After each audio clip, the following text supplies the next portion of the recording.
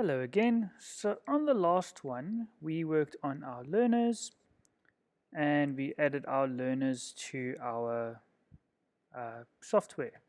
Now in this episode, we're going to work on our activities. Going to go here to our activities list.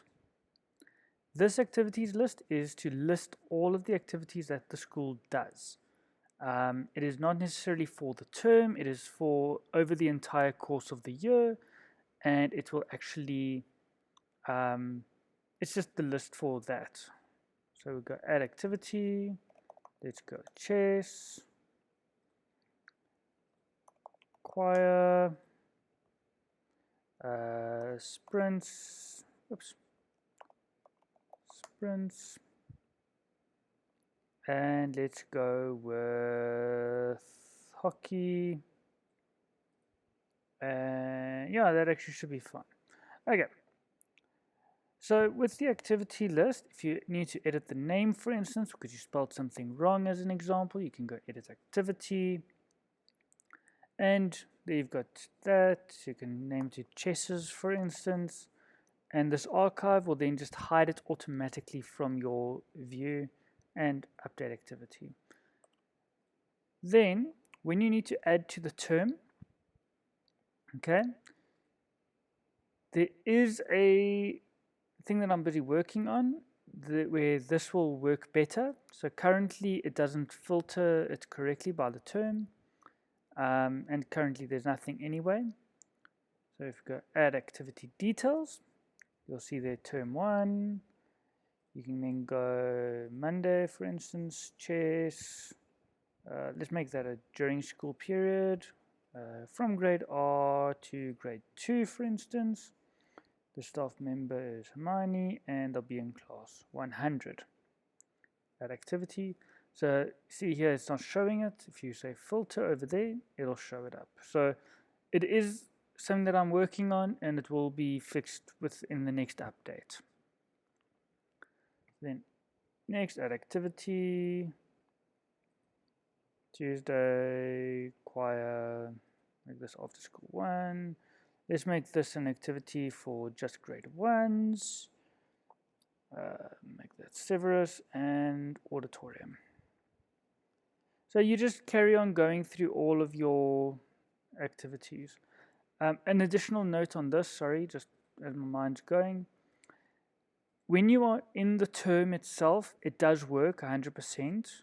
It's just when you're in school holidays, for instance, or outside of the term, then it doesn't work 100%. So that's kind of why this doesn't work correctly, but it will be fixed in the next update. Okay, so let's just carry on. Let's go Wednesday. We've got hockey after school period 2. Let's make this for grade 2s only. Let's leave it at that one, and that one will be athletics field. Okay, so here you'll see we've got 3 activities. You can see what the start grades are, who the staff member is, what venue they're at, what period it is, and everything like that. So now if we go to all activities, again we filter by the term 1, that will be fixed. Select your activity, go to learner list. So this is grade R to grade 2, so we've got the 2 learners, grade 1 and grade 2. Say add, and then you'll say save activity when you've added all of your learners. So if we just want Harry Potter, for instance, we'll just save there. If we, okay, so then we go to our next activity. This is just for grade 1s. So here you'll see that because it's just grade 1s, only the grade 1s show up. So it'll automatically filter your learners by the grades that it falls into.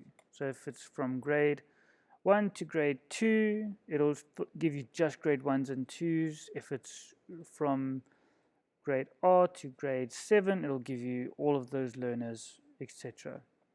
So we go add, save activity, and back.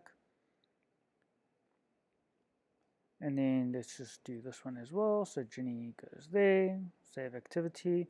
So also note that once you've added a learner, they are no longer showing over here. So they'll actually be hidden over there. Okay, so then over here, let's just add Ginny into here as well. So we've got all of them. So there you can see all of them, and there you'll see there's no more learners that can be added to this activity.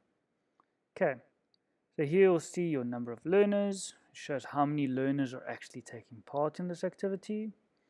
Then what's quite nice is you can go here to print options, selected attendance register for instance. That'll give you a PDF printout of your activity. So it gives you all the information, chess, grade R to grade 2, term 1, day, what period it's in, what the time is, who the staff member is.